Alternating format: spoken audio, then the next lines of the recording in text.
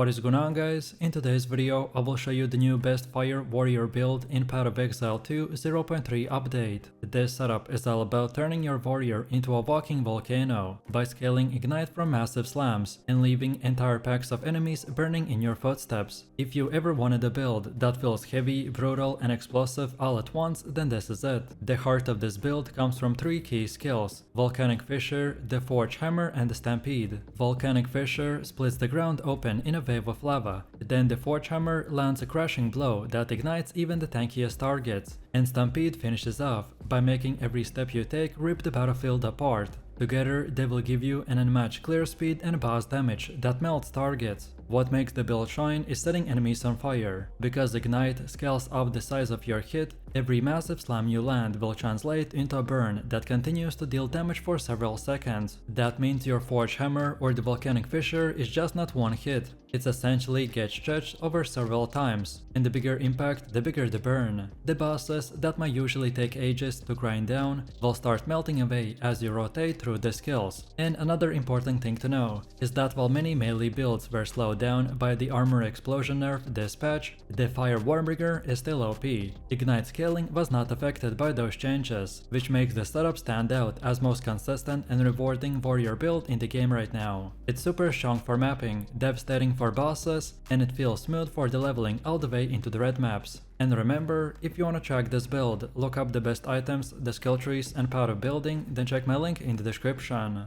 And before we continue, thanks to U4GM. They are a pro website that provides POE2 services like cheap currency, then even to trade all types of quality items and gems and much more. They have also more than 20,000 positive comments on Trustpilot, and this website is really worth a try. So make sure to use my discount code KATE for extra 6% off.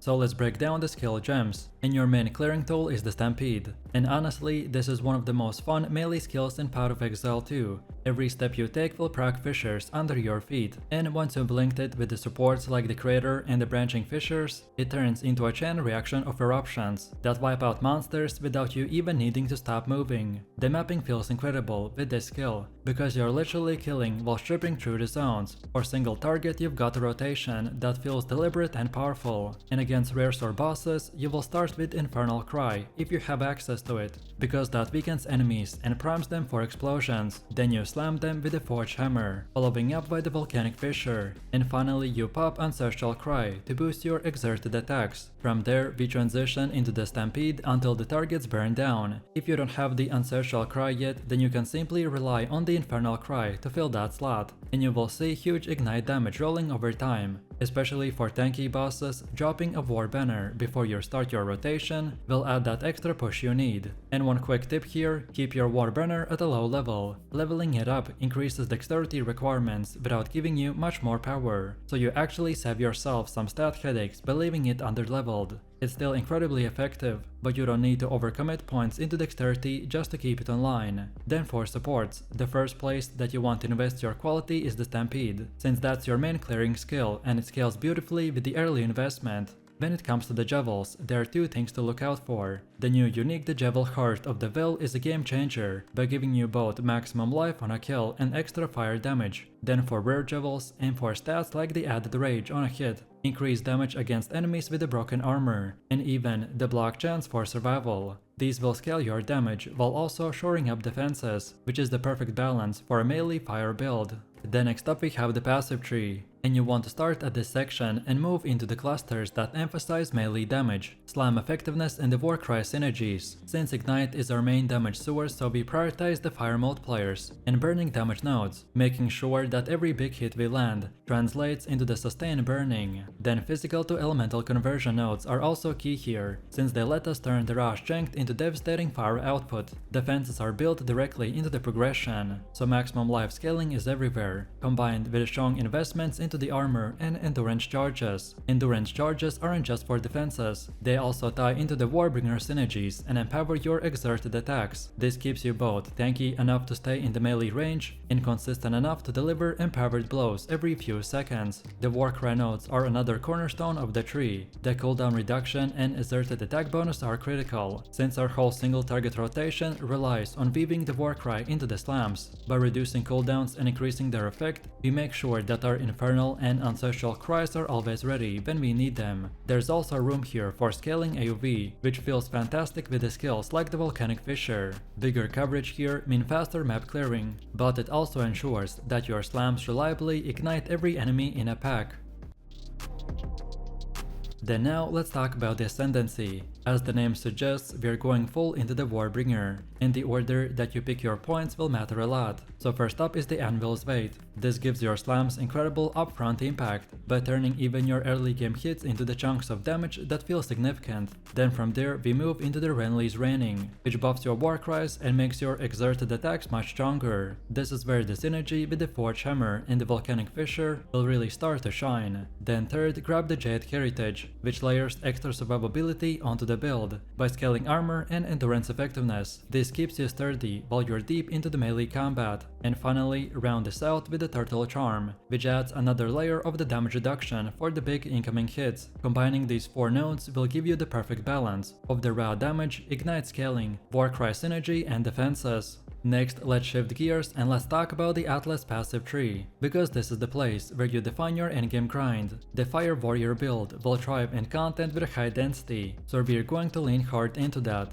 Into the center of the Atlas you will invest into the Essence, Harvest and the Strong boxes, as well as Delirium. Essence will give you reliable crafting materials, then Harvest will provide deterministic upgrades, and Strong boxes plus Delirium will crank the monster density through the roof. And that's exactly what this build wants: more monsters, more ignites, and more explosions. On the right side, we will path into the Legion and Expedition. Both of these will add massive packs of enemies, and nothing feels better than stampeding through an entire pack of Expedition camp and watching every enemy ignite at once. And finally, we invest in the top of the tree here for the bossing nodes. These increase our frequency and the quality of the Conqueror, Maven and the Shaper, or even the Elder, by giving you consistent access to the endgame bosses without having to respec. The main idea of this build here is to focus. Instead of spreading too thin across every mechanic, you're clustering around synergies that give you consistent loot, reliable crafting resources, and a massive monster density. That way, no matter if you're farming currency, pushing maps, or even tackling bosses, your Atlas tree is always working with your build and not against it.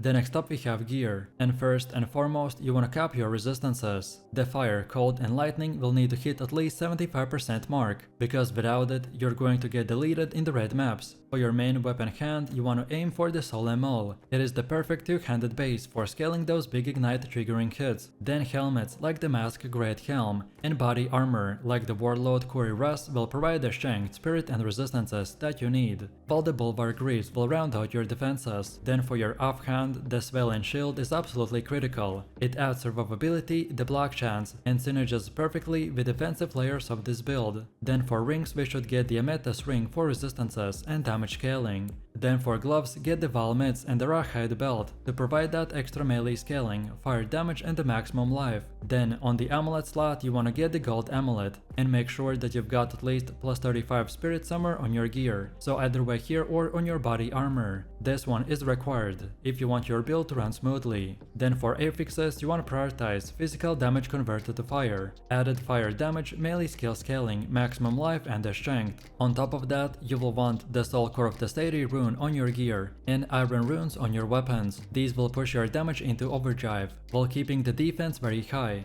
And finally, don't neglect the Jevels. At the heart of the Vel Jevel is the best in slot for sustain and the fire scaling, but rare Jevels with the rage on hit, fire multipliers and the block chance are just as valuable for rounding out your setup. And now finally, let's see how to actually play this build. The flow is straightforward but incredibly satisfying. For clearing, you will rely almost entirely on the Stampede. Every footstep procs the fissures that ripple through the packs, and once you've got your supports online, you're basically erasing screens just by moving. And then for stragglers or tough rares, you can use the Forge Hammer or the Volcanic Fissure to finish them off. Then for single target, you will shift into a very controlled rotation. If you got Ancestral Cry, then your opener is Infernal Cry to weaken the enemies, followed by the Forge Hammer, then the Volcanic Fissure, then the Ancestral Cry to empower your extended attacks, and after that it's all about the Stampede, until the target is dead. However, on the other hand, if you don't have that Ancestral Cry yet, then just stick with the Infernal Cry and the rotation still works. And then lastly, a quick tip. When you're facing especially tanky bosses, dropping a War Banner before you start will add a serious DPS boost.